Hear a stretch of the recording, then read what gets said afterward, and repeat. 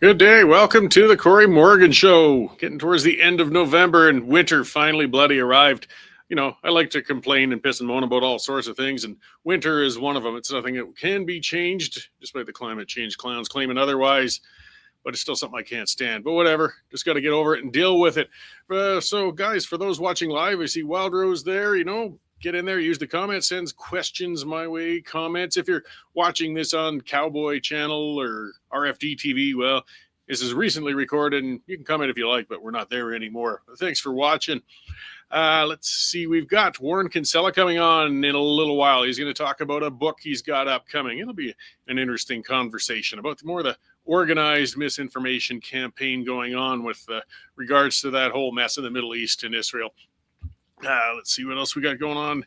The AGM, I'll talk a little bit about that for those in Alberta with the Wild Rose Party. Wild Rose, holy cow, I'm out of date. United Conservative Party. We change parties all the time, one way or another, try to be conservative. And, this ties into a bit of what I'm going to go on about right now. And that's our Recall Act and citizens-initiated referenda, that sort of thing. It's been a long road for Albertans to get legislation for direct democracy, allowing citizens to initiate referenda and to recall elected officials. Getting some history here, guys. In 1936, the social credit government of the time brought in recall legislation, only to repeal it once it was used against their own leader. In 2021, the UCP under Jason Kenney brought in recall and referendum legislation to keep a promise, but he purposely set the bar so high it could never be realistically used. So early this year, the UCP government under Daniel Smith amended the legislation to set realistic bars for initiatives. Now, Alberta's organized labor movement's trying to blow the legislation up. See, recall legislation for elected officials is a great concept, but setting the bar for initiating it is tough. And it has to be high enough to avoid frivolous recalls, but low enough to be accomplished if an elected official has managed to upset enough of their constituents that there's just no other way to get rid of them. It is intended to be a legislation of last resort. If a person who's in an elected position has gone far off the rails, done something so terrible that most of their local constituents want them out of office before the next election, at least recall becomes a choice.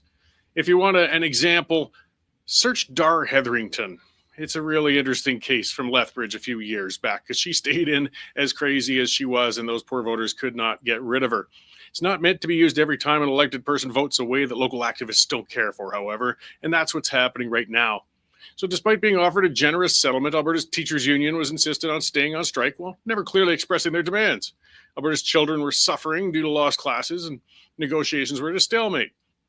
So the UCP was forced to legislate the teachers back to work. Well, Alberta unions, through their activist wings, the Alberta Federation of Labour and Public Interest Alberta, have decided to push back on this through abusing the recall legislation. They're initiating recall petitions against numerous UCP MLAs and may eventually try it against them all. Most, if not all, of these petitions are going to fail, and I'll explain why. The union-backed recall initiatives were inspired by disgraced former Redford MLA Thomas Lukaszyk's referendum petition. He garnered over 400,000 signatures, quite a feat from people asking to hold a referendum about nothing. Lukaszyk's initiative was asking for Albertans to spend the money and time to go to the polls to ask whether we want to keep things exactly how they are today. It's a pointless question and amounts to little more than a very expensive opinion poll. Lukaszych thought he was scoring points by using the system this way, but it might have backfired on him because with the rephrasing of his proposed question, he might have inadvertently initiated a separation referendum in Alberta. Now, referendum legislation is in place to allow Albertans a chance to vote on issues when they become so important or contentious that it's best to put it to everybody rather than just legislators. Lukaszyk's initiative ignored the spirit of that. That said, it was an impressive feat to gather so many signatures. Well, let's not pretend he didn't accomplish that without a great deal of help from Alberta's unions. When petitioning for a referendum, the petitioners can come from anywhere in Alberta, and the signatories can be from anywhere in Alberta. That allowed Lukaszych to focus in highly unionized areas and zones where discontent with the UCP was evident in the polls. Recall legislation is different. With recall legislation, not only must the people signing the petition live in the constituency of the person being targeted by the recall, but everybody working on the campaign must live in the constituency as well. It's supposed to be a local effort, and if petitioning appears to have been funded or operated by outside help, the recall can be declared void. Petitioners must register with Elections Alberta, and nobody should be found without an ID badge proving they are registered and local. The unions can't bust people or money into the targeted constituencies. In some of the constituencies, they're simply wasting time. You've targeted Alberta Highwood, for example. Conservatives always finish with a report around 70% or higher there, and it's not going to be changing. There's no way a recall campaign will succeed there, and it amounts to nothing more than waste of time and basically harassment. What these initiatives do accomplish, though, is overload Elections Alberta. The head of Elections Alberta asked for $14 million to deal with this. Now, we should have some questions about that, too, because that sounds rather high when you consider the Gondek recall effort cost under $100,000 for the city of Calgary to deal with. But still, these initiatives will be a pain in the ass for Elections Alberta to deal with, even if they greatly exaggerated the cost of them. It has to be up to citizens in the end, guys. That's what it's about. So watch closely and report if you see a person petitioning in your area without an ID badge. Don't sign petitions out of politeness. This is serious business. Of course, if you really think it's critical your MLA must be recalled, well, it's your right to pursue it. Just stay within the rules. Direct democracy can be great. It works fantastically in Switzerland, but the process must be respected. Got to stand up and ensure unions don't kill the legislation as it's just getting out of the gate, guys. It's sad, but one thing unions hate, democracy, and it shows. All right, well, that's got me wound up today. What else is happening out there? We got our news editor, Dave Naylor, to bring us up to date. Yeah, you got a big list. I'm sorry I ranted too long. I know. Holy cow. Eat the segment right up. Speaking of elections, I hear you were one of the top issues at a recent election on the Siksika Reserve. Yeah, I've been getting word about that from a fellow who lives on there. They're still quite upset with my trespassing case going on out there, which now the next court hearing is in January sometime. It's just going to go on and on and on. The chief on his re-election apparently has spoken on how he's going to crack down on fellows like that Cory Morgan guy and keep them from exposing whatever happened with the $1.2 billion that they got recently. Exactly. And where can people see your video again? It's on YouTube. If you search out Cory Morgan, and then I got a lot of videos I put on there. So if you just kind of scroll through them, you'll find one of it. I think I called it a critical tour of the Siksika Reserve or a Prairie Reserve or something like that. Yeah, it's a good watch. I've seen it. Yeah. Well, and you're welcome for the plug. I do appreciate it. Yes. Do you mind if I get on with the news now? Well, sorry. I don't mean to distract. There we go. Let's start in all places, Hong Kong. Where there's a real life towering inferno going on. It's erupted involving like up to 7 high-rise buildings, saying 36 people dead already and hundreds up to 300 missing. So it's a real terrible scenes there in Hong Kong. The Quebec government has introduced a bill to ban religious symbols and no more prayer rooms in universities and restrictions on halal food.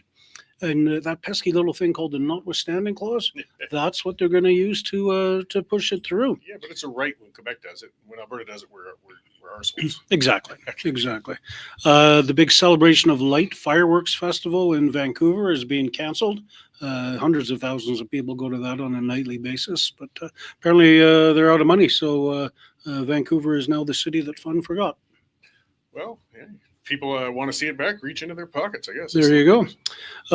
Speaking of BC, the one BC leader, Dallas Brody, introduced a bill into the legislature yesterday banning all pride flags and flags of all nations from BC public buildings, kind of like what Jeremy Farkas wants to do in Calgary.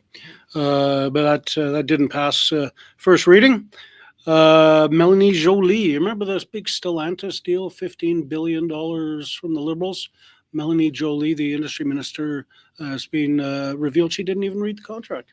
Well, could she? I mean, there'd be big words. Isn't really, there'd be some big words in somebody there. Could have highlighted and gone through. But yeah, I mean, she's out there defending the contract. I mean, 3,000 jobs are going to be lost now, but she's out there defending the contract, and she hasn't even read it. Yeah.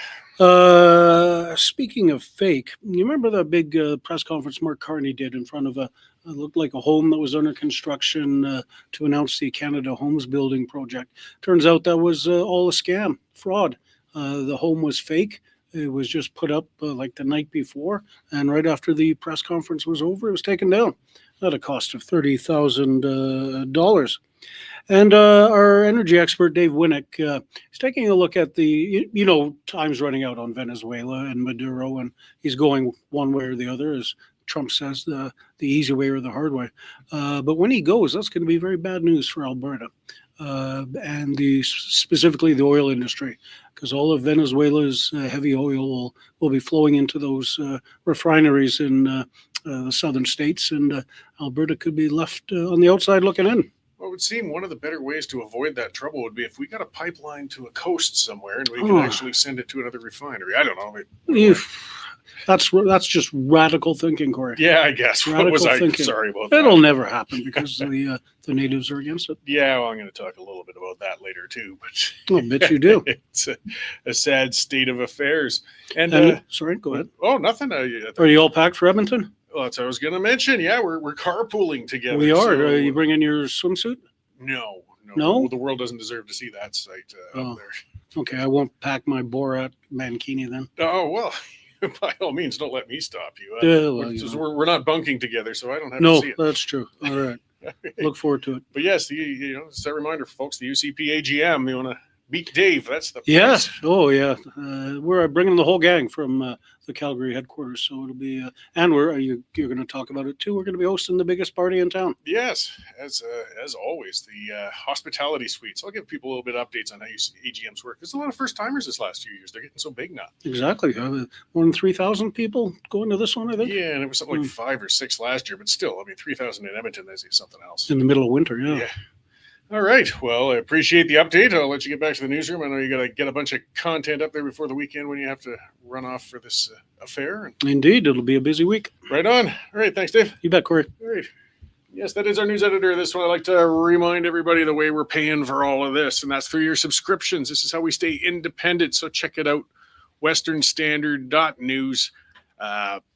/membership, $10 a month, $100 for a year. As I said on past ones, you can buy membership for somebody else, a Christmas gift. Spread the good word, spread conservatism, spread independent media.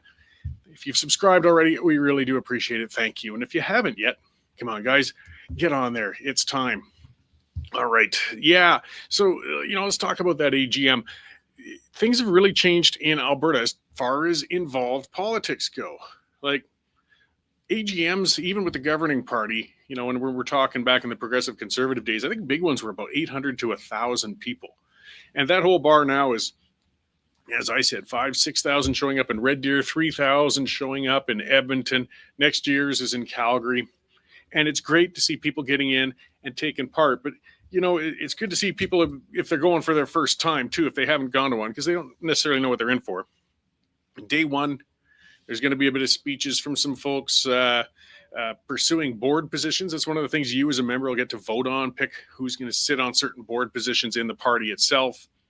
Then that night, that's where the Western Standard has their big thing. At the Expo Center, there will be a hospitality suite. Derek really blew the doors off it in Red Deer last year. People get together. It's just one big party. There's often a fair amount of cheap or free liquor for those who do indulge. And then I get to sit back and drink my Diet Coke and watch people overindulge. But it's a good time. Part of it is the social networking, getting together with people face-to-face, chatting, working on those things. Then the bleary-eyed, hungover souls will get together on the Saturday and sit through policy and constitutional debates, which can be pretty rough, but it needs to be done. The other thing, as people go to these AGMs, you should keep in mind that it's still, you're making your mark, but the caucus isn't bound by your policy decisions. If it's in the party policy, that's great, but caucus might vote otherwise later. Still, it's the time for you as a member, if you're a member of a party, I'm not, but to get in there and let them know how you feel the party should be going and what they should be doing when they're in there. And it's your chance to meet some of the MLAs and other movers and shakers. So be sure to come to the Western Standard Hospitality Suite or wherever we are. Come say hi to Dave and the rest of us. We're going to be there for the weekend. And chances are there'll be a drink or two for those, as I said, who do indulge. It's going to be a lively one, if nothing else. So let's see what else we were talking about. Yeah, talking with Indigenous rights, getting stuff to the coast, getting pipelines. That keeps coming up.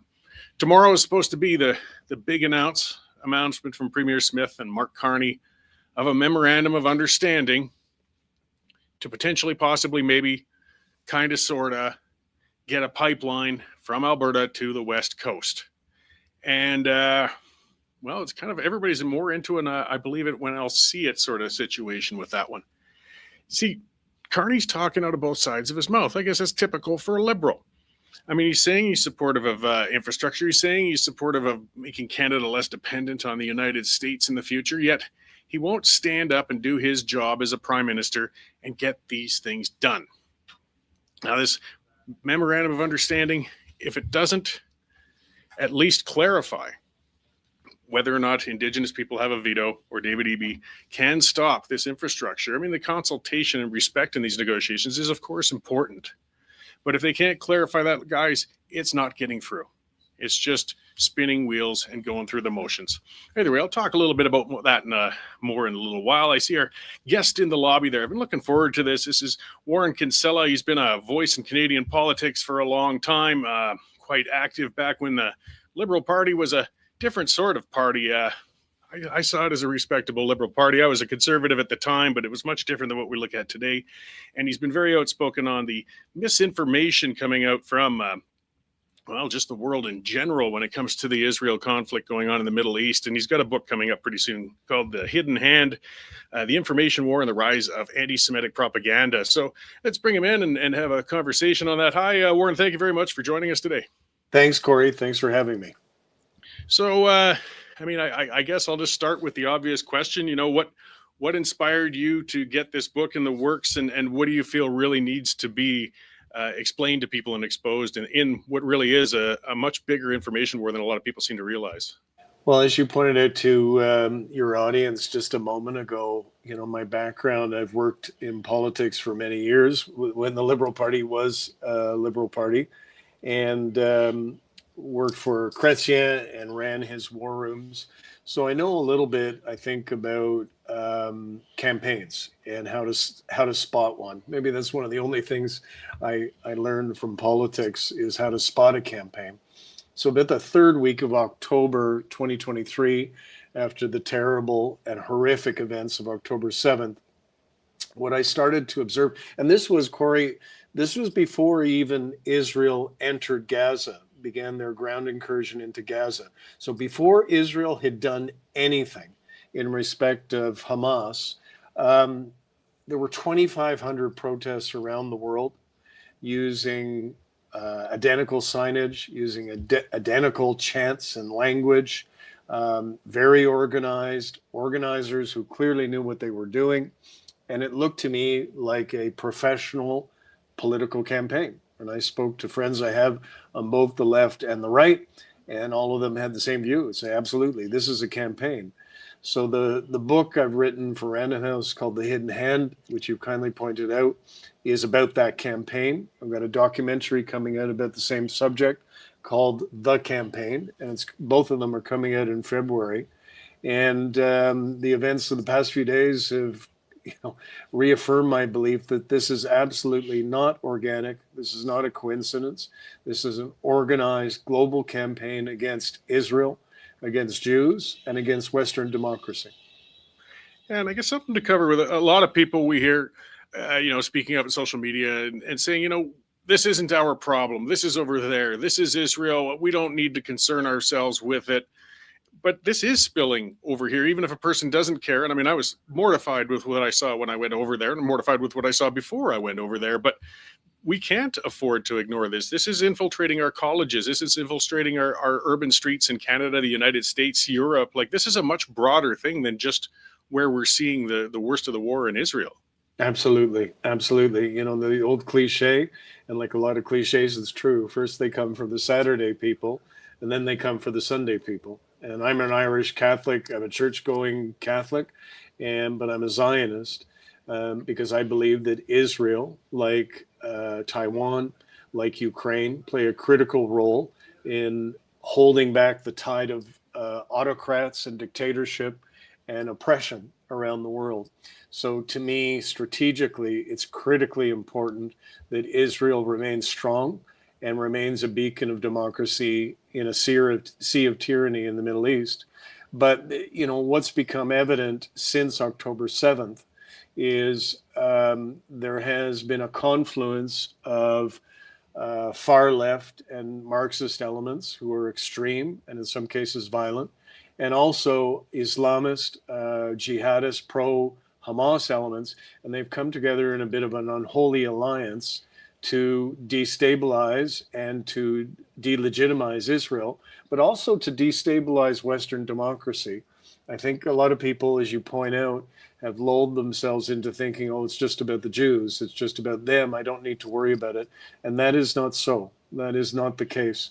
And what's become quite evident is that these people are organizing against all of us, and it's incumbent upon all of us to stand shoulder to shoulder with our Jewish brothers and sisters and protect them against what is an anti-Semitic wave, but also protect Western democracy and our way of life. Well, and that thinly veiled anti-Semitism, I like to cloak the amount of hate, even though it's so thinly veiled, it's hard to hide. But to use the word Zionist as a substitute for Jew, a lot of people, I think, don't necessarily even understand what Zionism what it means. I mean, they've turned it into a term as if it's some sort of extreme position. I mean, at its very core, the bottom line is, do you support Israel's right to exist? If that's the case, then to a degree, you're a Zionist. And people have to understand the opponents in this case want Israel wiped off the map. They don't want a two-state solution. They don't want to see actual peace. They want nothing less than the complete elimination of Israel as an independent state. And no, you raised an important point. Let's examine that word Zionist. Why am I a Zionist? My daughter's Indigenous. My daughter is a citizen of the Carcross-Tagish First Nation in the Yukon. And I believe that she and the other members of that band have an inalienable right to the land that has been theirs, for millennia. And she's Indigenous to that place, and I support her in that, just as I support Jews.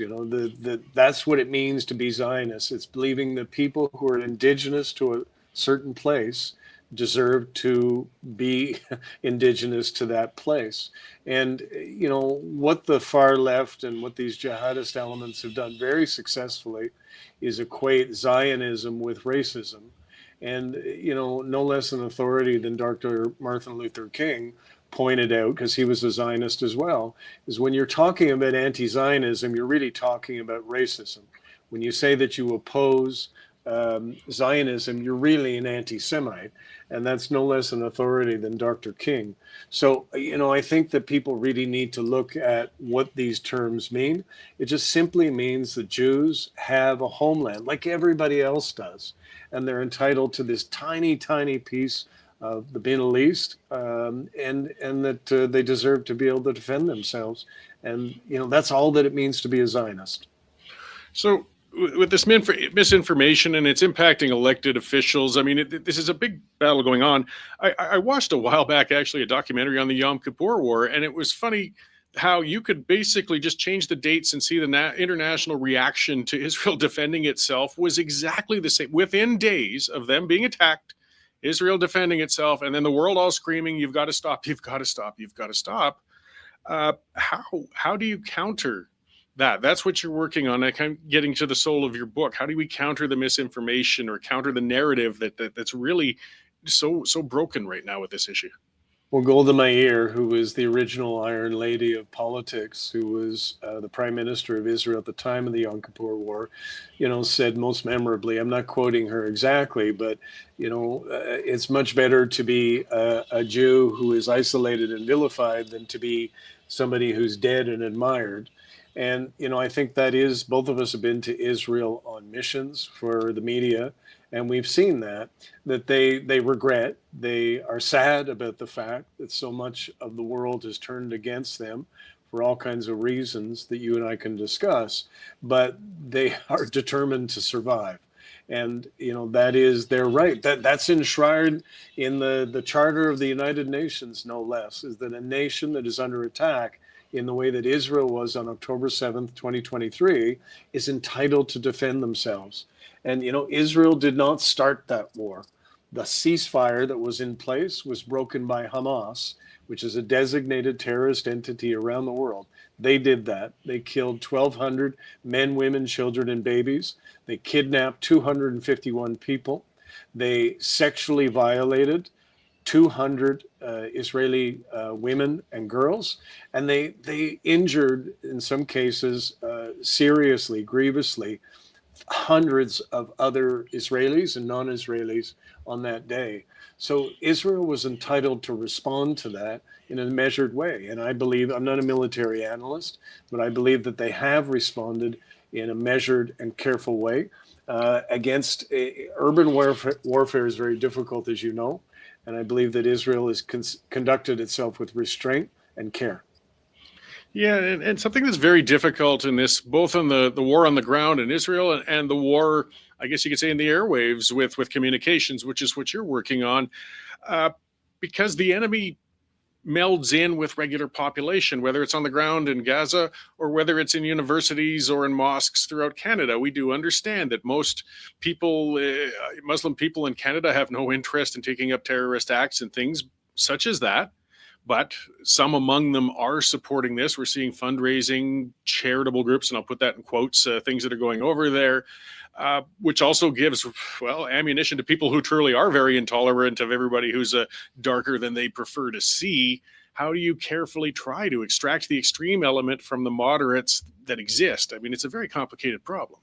And the constituencies that they you raise an important point. The constituencies that they've been most successful with, obviously, unions, so public unions, not the private ones, academia, but most particularly the two demographics that they've been most successful in getting over to this global anti-Semitic, anti-Israel campaign has been young people. Gen Z from about 18 to 24, and millennials from about the age of 25 to 38. And those two constituencies in Canada, in the United States, and in Europe have been the target of this global propaganda campaign against Jews and the Jewish state and the West. And they've been very successful in bringing young people over to their side, really by focusing on one theme. You know, for about 60 years, the Anti-Defamation League of B'nai B'rith has been doing polling, mainly in the United States, but not exclusively. And the polling has always shown that if you were concerned about racism, you would also be concerned about anti-Semitism. And so they kind of moved on the same track. And about 5 or 6 years ago, what we started to see is concern and sympathy about anti-Semitism started to go like that with young people. So they still profess to be concerned about racism, but on anti-Semitism, they started to articulate points of view that were frankly horrifying. For example, 41% of young Canadians state that they support Hamas. Around the same figure state that they don't care if Jews, either in Israel or in Canada, are attacked for being Jewish. And so when I've done focus groups for our documentary we've done, and also for the book that I've written, They Hidden Hand, and I've said to these kids, like, some of the things you're saying and doing are anti-Semitic. Don't you see that? And they'll say to you, Cory, well, no, I'm not being anti-Semitic. I'm being opposed to racism. I'm fighting racism. They truly believe, and those of us been to Israel, just shake our heads when we hear this. They truly believe that Israel is a fascist, white supremacist apartheid state in the way that apartheid South Africa once was. And, those of us who have been there know you have black kids who are in the IDF and women in positions of authority and Arabs in the Knesset and the judiciary and the IDF and Muslims as well. But the bad guys with this propaganda campaign have been most successful for one reason. They have depicted Israel as an apartheid white supremacist state when it is not. It is not. But that's what's convinced so many of these young people to come out and do what they say is opposing racism. Yeah, and it just astounds me because so many young people today are very socially liberal. One of the things that was most striking to me one night in Tel Aviv was going out and people were out and having a good time. And there was a couple of men getting quite affectionate with each other on a bench. And good for them. I almost would want to take a picture, but that'd be quite a violation of privacy. But that's the last bastion, the only bastion of that sort of freedom in the entire Middle East. Like maybe if some of our North American young people would understand it, if you want to protect some rights, that's a spot that really needs it. It's the only liberal democracy out there, but it seems to be lost on them. But this is the problem. This is the problem. Because if you dig down into the data, why do they think South Africa and Israel are the same thing? Why do they think that they're not being anti-Semitic? It's because of this. If you look at the data in Canada, in the United States, and in Europe, young people, so Gen Z and millennials, are not receiving information from magazines like yours or newspapers like mine. They're receiving it from online sources. And that's where the bad guys have gone. That's where this pro-Hamas, anti-Israel, anti-Semitic campaign has gone, is they, like Cory, they absolutely dominate online. For every pro-Israel message that's out there, quantitatively rather, there's about 90 messages opposing that. We are, those of us who support Israel and support the Jewish people, are being absolutely massacred online. And frankly, some of it we're to blame for. We've allowed this to happen. We've not been fighting back. And the bad guys, backed by money from Qatar, and as you pointed out a minute ago, from these far left NGOs and nonprofits and charities, there's this real alphabet soup of menace that's out there. They are financing this online effort where on TikTok, on X, on Meta, on all of the platforms, we are getting absolutely massacred. And Israel has, even though Israel is the most technologically advanced nation in the world in many respects, Israel has been terrible about telling its own story. You saw a young gay couple in Tel Aviv. I've seen the same thing, and I had the same reaction. We're both Canadian guys in Israel going, geez, I got to show this to the world. And the question you got to ask yourself is, why isn't Israel showing this to the world? And so, part of the war that we're in here, and this is going to go on for some time, is Israel needs to do a better job of telling its story and not just rely on guys like you and me. Well, true enough. And hopefully they can start moving in that direction. Well, the time's gone quickly. There's just so much that can be covered in it. I'm really looking forward to your documentary and your book. Before I let you go, where can people pre-order and where are they going to find these when they come out? The book is called The Hidden Hands, published by Random House, and you can get it Indigo and Chapters and all of that. It's on my social media if you want to click there. And the documentary, I'm not allowed to say which film festival is going to be releasing it, but it'll be in Europe and also in the month of February. So both the documentary called The Campaign and the book called The Hidden Hand will be out and available in February, but you can pre-order the book now. Excellent. Well, thank you for your work on that and for coming on to talk about it today. And well, just for being a few of us pushing back against what you've identified properly as an actual organized information campaign going on. I mean, if we don't push back, they will win. My pleasure. Thanks so much for having me on.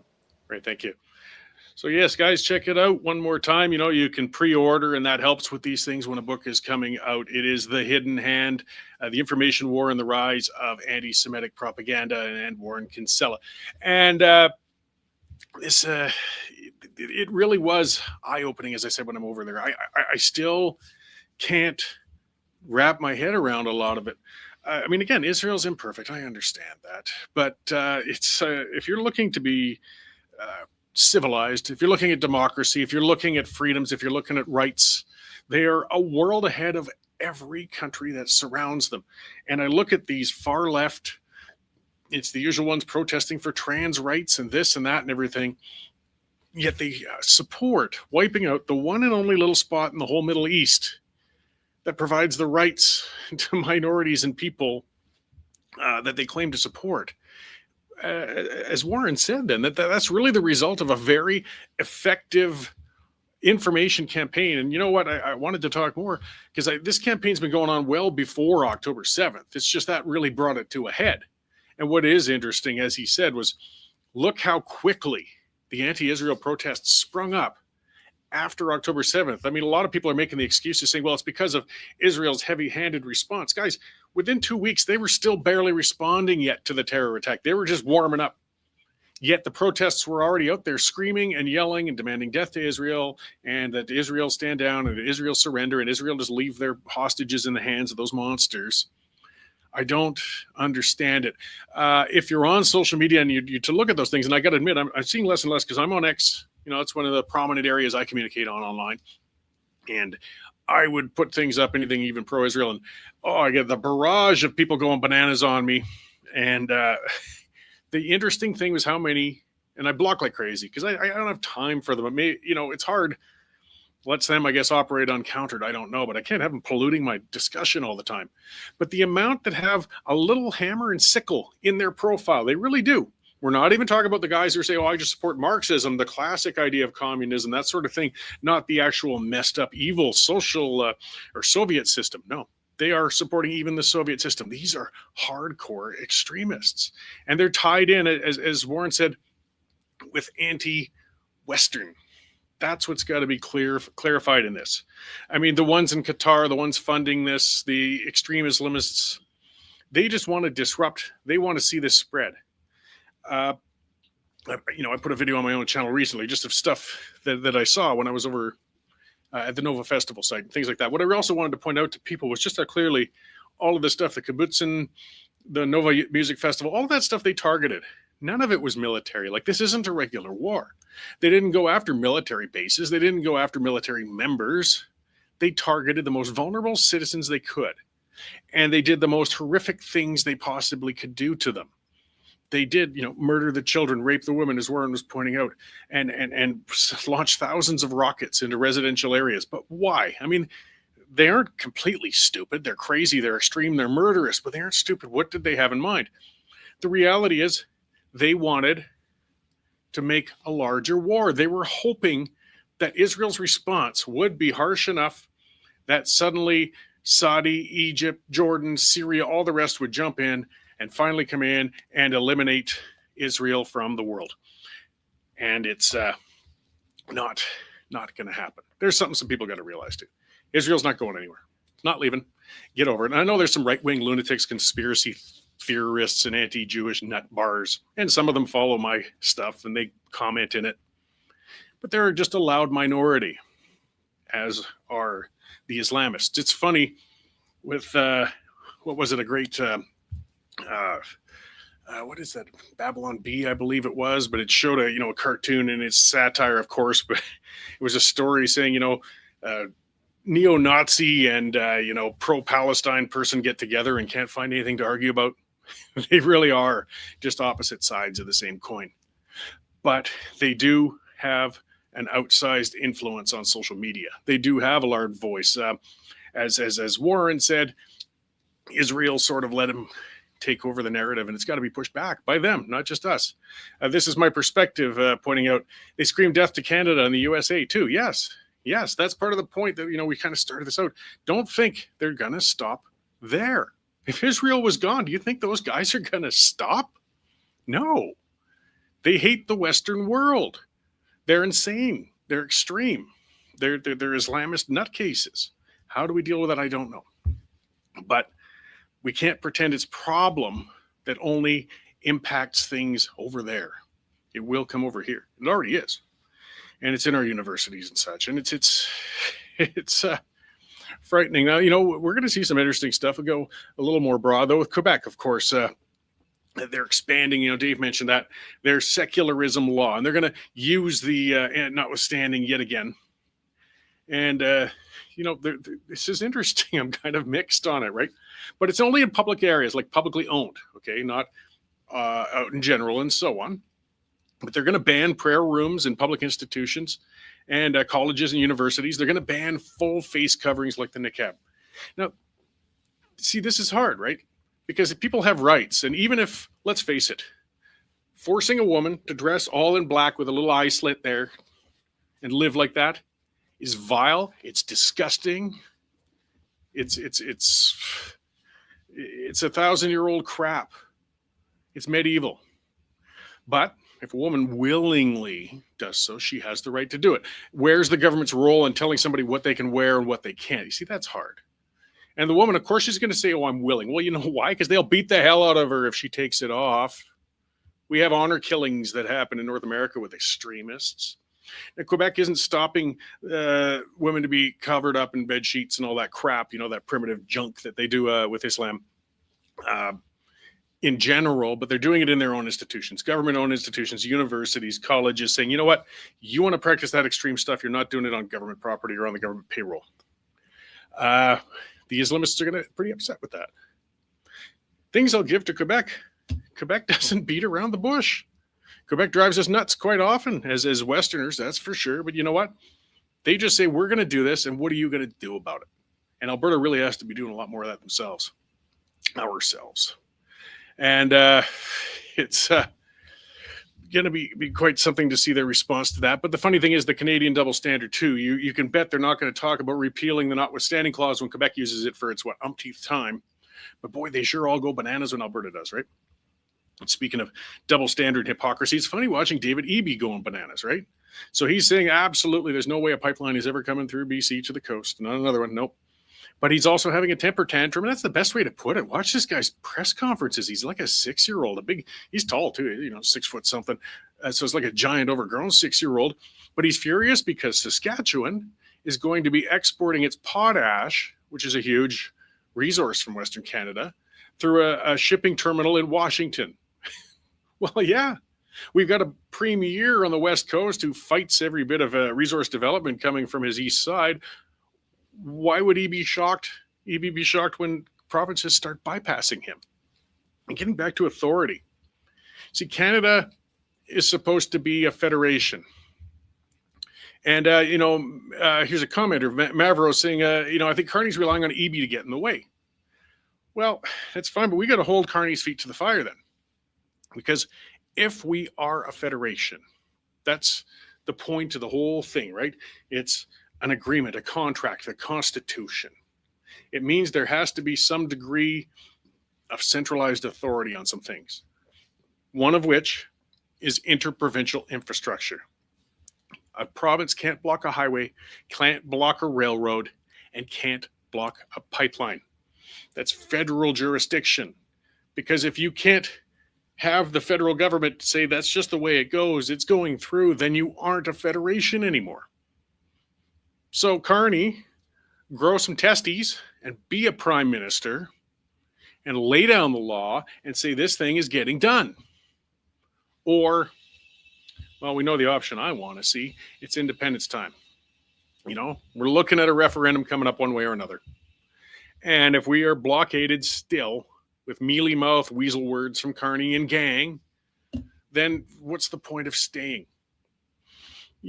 People say you'd be landlocked. We already are. Have a look. DJ Darkrobe, commenter again saying Alberta will never get a pipeline under the current federation. Well, yeah, probably not. So let's change the deal. And then if we're out of the federation, you want to know how fast you get the pipeline? Because then you say, you know what? We're going to put a very oppressive border crossing with BC with your products coming across us to the rest of Canada or the United States through that rail line and through those roads there. So let's talk. And I don't think we'd have to talk too long because we would realize that we have to allow each other's goods to get back and forth across our jurisdictions to get things done. We would do what the federal government's refusing to do, but it's not going to happen overnight. 8-6, because some other people saying, Smith needs to jump on independence, and I am with this commenter. It's not Smith's job to jump on the independence bandwagon. If we split the vote, we get Mayor Nenshi. We need to support her. Okay, so yes and no, I'm kind of in a way, I think it's Albertans' job to get on the independence bandwagon. Yes, fully. Smith's, no, she wasn't elected on that. And it is too divisive a subject for her to take on as a premier. Her job is to give us the mechanism. Give us the referendum, leave it to Albertans. Let's have that discussion for a year. Let's have an independence campaign. Let's have the campaign going on while these negotiations go on as to whether or not we're allowed to actually be a federation or not. But yeah, that's one of the things I wanted to warn people. If you're going to the AGM in Edmonton and you're frustrated, I know I am. I'm not a member, but I'm frustrated with the things, the way they sit. Don't try and turn the UCP into an independence party. Independence parties fail. They always fail. Look at Alberta's history. I know I literally led an independence party into an election. And lots of them, have failed. No, I don't answer conspiracy theory questions, guys. So you can spare that in the comments scroll. Either way, it's going to be an interesting weekend. It's going to be interesting tomorrow because I do have word from a pretty reliable source within the government that, yes, the memorandum of understanding that they're going to be parroting and talking about and patting each other in the back doesn't have anything saying that permission from BC and the Indigenous bands is going to be required to get this pipeline through, because it isn't. Constitutionally, it isn't. The Supreme Court has clarified that many a time. It's not. So why is Carney getting up in the House of Commons and saying, or his MPs saying that they do need BC and the Indigenous? Well, again, one way or the other, guys, but that MOU is not worth the paper it's written on if it's dependent on a premier from another province or Indigenous bands that are, come on, they're a mess, and you're never going to get 100% out of them. Why don't they clean up Cowichan first, and then they can get back to us about what we're allowed to and not allowed to do. All right. Well, that's my time for today, guys. Thank you very much for tuning in. If you're going to be at the AGM, like I said, come by, say hi. I look forward to meeting you. And if not, well, watch things online. Be sure to share this, of course, the social media links, and check out the pipeline that'll be coming on a little later tonight, and the rest of the stuff coming out of the Western Standard. Thank you very much. And we will talk about things. I'll break down the AGM next week on that show.